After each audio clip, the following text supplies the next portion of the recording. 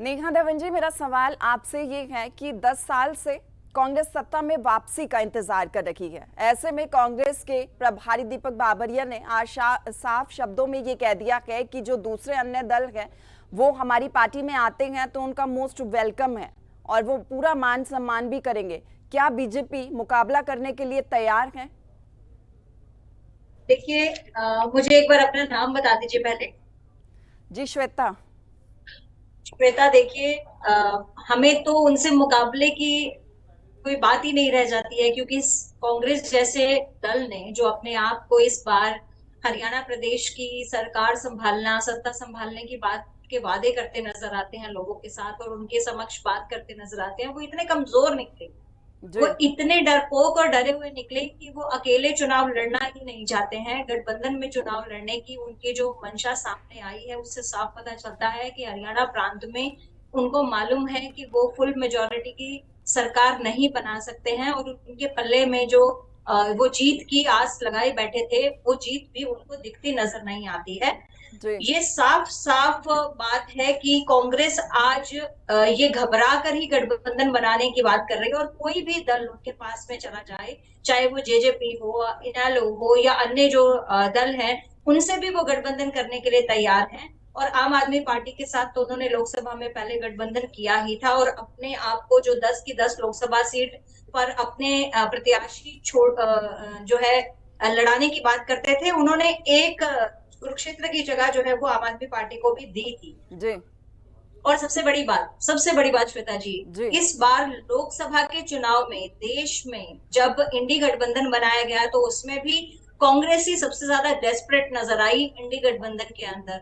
और वो जो डेस्परेशन था कांग्रेस के बड़े नेताओं का, उनका डेस्परेशन दिखता था, क्योंकि अब तक के स्वतंत्र भारत के इतिहास में ऐसा नहीं हुआ कि कांग्रेस ने इतनी कम सीटों पर चुनाव लड़ा हो जितना कि 2024 के लोकसभा के चुनाव में उन्होंने लड़ा।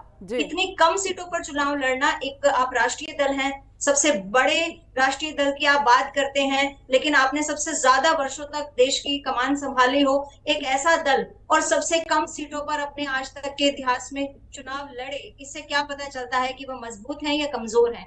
हरियाणा में वो कमजोर हैं, इस बात का स्पष्ट जो है बात उन्होंने कह दी है, क्योंकि वो किसी भी दल के साथ गठबंधन करने के लिए तैयार है। भारतीय जनता पार्टी का कार्यकर्ता इतना मजबूत है, भारतीय जनता पार्टी आज बूथ स्तर पर इतनी मजबूत है और हम चुनाव लड़ने की प्रक्रिया में बाकी सभी दलों से बहुत आगे हैं, चाहे वो कांग्रेस हो और चाहे वो क्षेत्रीय दल हैं। हमने अपने बूथ प्रबंधन तक की मीटिंग्स खत्म कर ली हैं और अपने बूथों को मजबूत बनाने के लिए अभी आपने देखा कि माननीय प्रधानमंत्री जी ने फिर से सदस्यता अभियान भी शुरू किया है और उस सदस्यता अभियान में उन बूथों को टारगेट करने की बात हुई है जहां पर भारतीय जनता पार्टी को पिछले 1-2 चुनावों में कम से कम वोट मिले हों, उन बूथों पर अपने आप को विजेंद्र सहरावत जी, जेजेपी ने भी गठबंधन किया है, क्या और भी गठबंधन की उम्मीद है? और भी गठबंधन जेजेपी कर सकती है? और बीजेपी की प्रवक्ता तो ये कह रही है कि इस रेस में कोई भी आगे नहीं है, बीजेपी सबसे आगे है, बीजेपी बहुत मजबूत है और तैयारी भी पूरी है।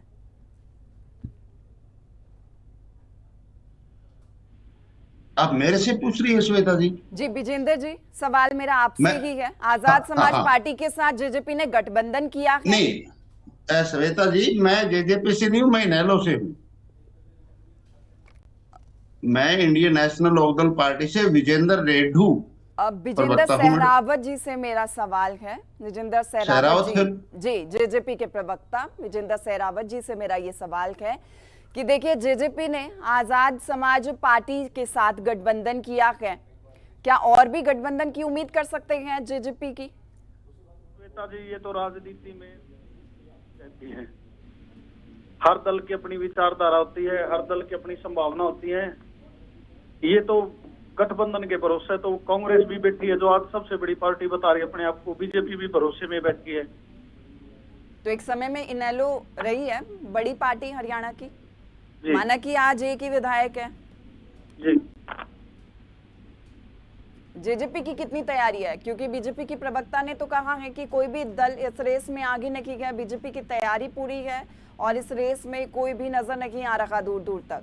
नहीं श्वेता जी, हमारी पूरी तैयारी है। हमारी पार्लियामेंट्री बोर्ड की कल मीटिंग हो चुकी है। हमारे अध्यक्ष जी ने घोषणा जल्दी ही घोषणा कर देंगे, आज या कल की देर है। ये तो वेट एंड वॉच की स्थिति है। जैसे दो बड़े राष्ट्रीय दल है, वही नहीं घोषणा कर पा रहे। हमारी तो ऑलरेडी लिस्ट तैयार है, हम तो बहुत जल्दी लिस्ट लगाने जा रहे हैं। तो यानी कि वेट एंड वॉच की राजनीति कर रही है जेजेपी, क्योंकि दुष्यंत ने भी ये बयान दिया था, वेट एंड वॉच की राजनीति हम कर रखी है। नहीं, ये तो राजनीति में संभावनाएं होती रहती है श्वेता जी। ये तो जो राष्ट्रीय पार्टी बता रही है अपने आप को, इतनी पुरानी पार्टी बता रही, वो भी वेट एंड वॉच में बैठती है। तो पिछली बार की तरह अगर बीजेपी को समर्थन देकर सत्ता में आना होगा, जेजेपी एक बार फिर से समर्थन देगी? नहीं, हमारे नेताजी ने स्पष्ट कह दिया, हम दोबारा ये गलती नहीं करेंगे। हम उसका नतीजा भुगत चुके लोकसभा चुनाव में, हम जनादेश के खिलाफ नहीं जाएंगे।